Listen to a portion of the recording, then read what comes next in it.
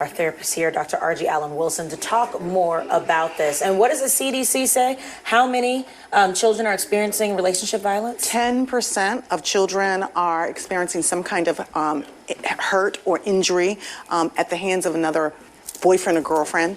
1 in 3 teens say that they've experienced dating violence or they've committed dating violence, and 12% of teens are saying that they've either been forced to have sex against their will or been engaged in a sexual relationship that was violent. It's that prevalent? Did you say 1 in 3 teens? 1 in 3. 1 in 3. And women, specifically 1 in 4 women, will say that they would experience domestic violence in their lifetime in the U.S. Now, so that's an epidemic. It's not, I mean, it doesn't get to this level very often, thank God. And it's not always physical. It's not always physical. It can be emotional abuse. It can be financial. It can be psychological. It can be sexual, right? There's a lot of different forms of abuse. And when we think about it, it's about power and control, right? Does this person have power over you?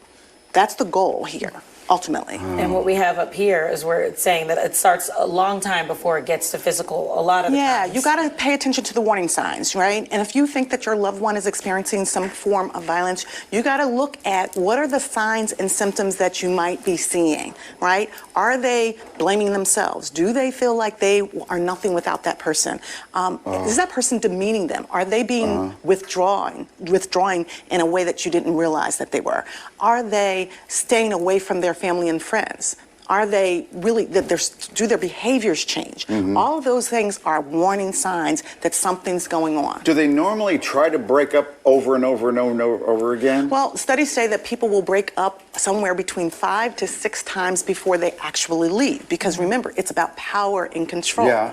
And the person is beginning to feel more and more like they can't do without that person. And so even if you say, okay, this person's not good for you, in their mind, rationally, they're thinking, this person is good for me. And what's so scary about this case in Northampton County is that, you know, they were broken up, and basically once he found out that she told him she was seeing someone else, that's when, you know, it went to that level. So here's some of the things that one needs to do when they're thinking about breaking up with someone and they're starting to realize that it's a domestic violence situation.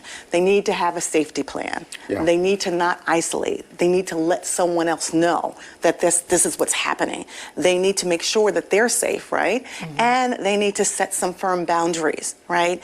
The worst thing that someone can do is isolate themselves, right? And so this is a tactic for a lot of folks, young people in particular.